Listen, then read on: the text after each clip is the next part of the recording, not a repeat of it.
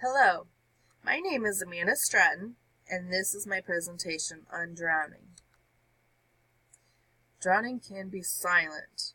It can happen when there are lifeguards present and when they are not present. It can happen with very little water or lots of water. It can also happen to the best of swimmers, no matter how advanced they are. But drowning is preventable. A few quick facts.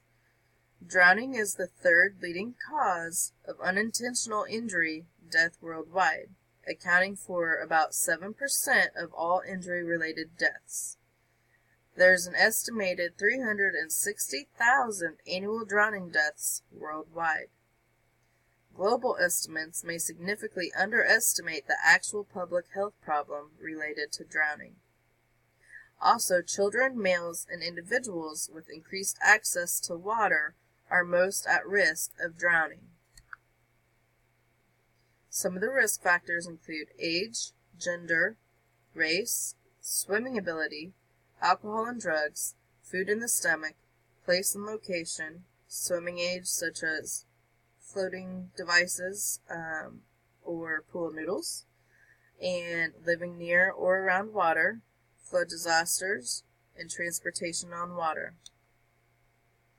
Some of the risk factors for infants and children include lack of personal flotation devices, lack of supervision, swimming pools that are not properly bordered or fenced to keep children away, child abuse and or neglect. Some of the risk factors for teenagers and adults include the inability to swim, a medical emergency, alcohol consumption, fatigue or exhaustion, lack of personal flotation devices, and lack of respect for the environment. The lack of respect for the environment basically consists of if a person decides to dive in a shallow part of water, they could be seriously injured and therefore drown. Or if a victim decides to walk on thin ice over a pond, lake, or river and they fall through, there's a chance to drown there as well. There are signs to drowning, and these include if the victim's head is low in the water and their mouth is at water level, if the victim's mouth is tilted back with their mouth open, if the victim's eyes are glassy and unable to focus, if the victim appears to be climbing an invisible ladder is a sign as well. There are different types of drowning. There is near drowning, which is when the patient is rescued before the point of death or there is temporary survival.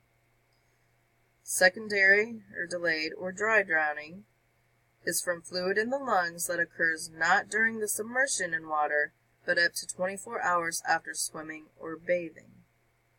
And the definition of drowning, as most of us know, is being submerged underwater or suffocation due to the inhalation of water. There are things that we can do to help the drowning victims if such a need arises. We can call 911 and use first aid. You can retrieve the victim from the water and assess the situation.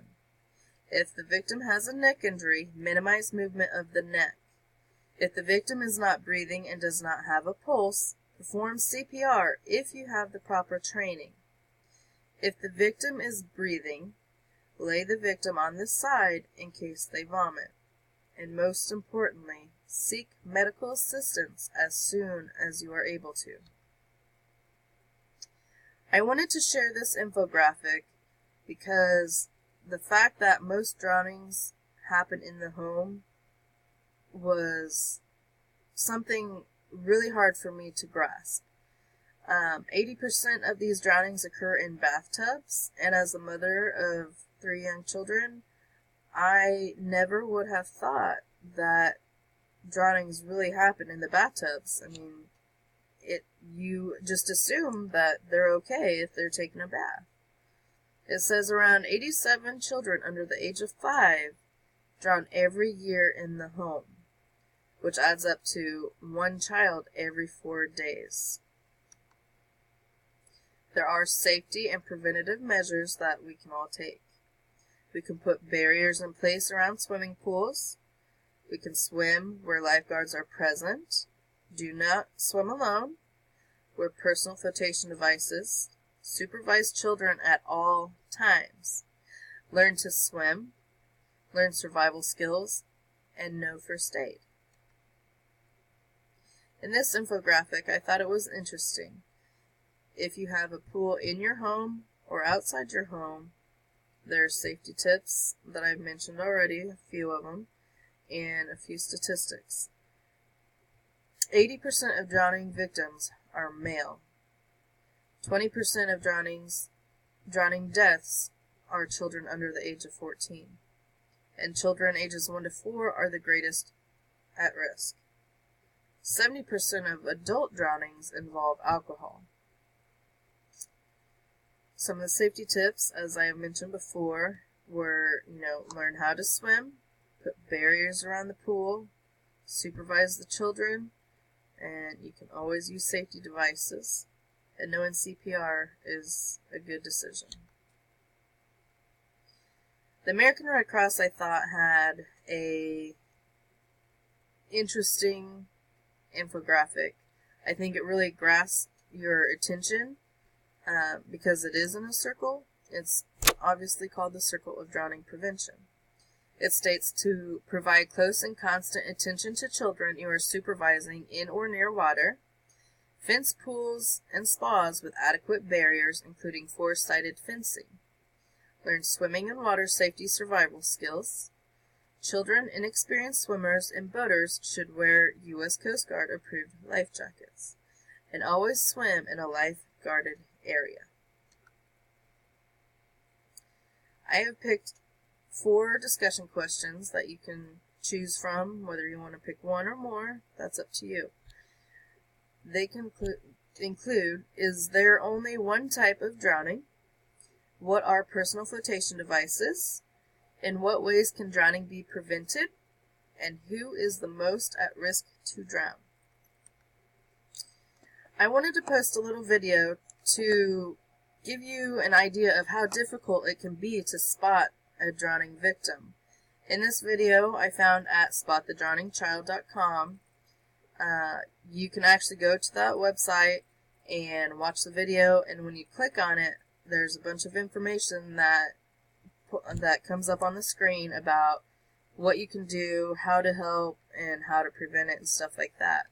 But here is a small video clip, and in about 30 seconds into it, you will see the drowning victim if you can spot him, and then you will hear the whistle from the lifeguard and see the lifeguard jump in for the rescue.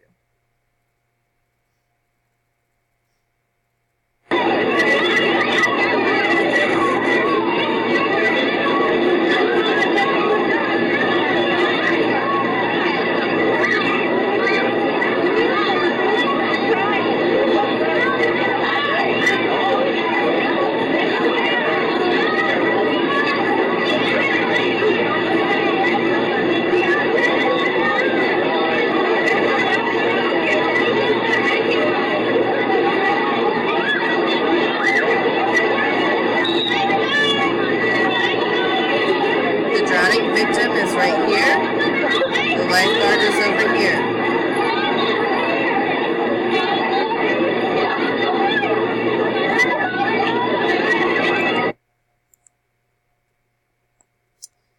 This is my slide for my references. And this is the end of my slide. I hope you enjoyed it. Have a great day. Thank you.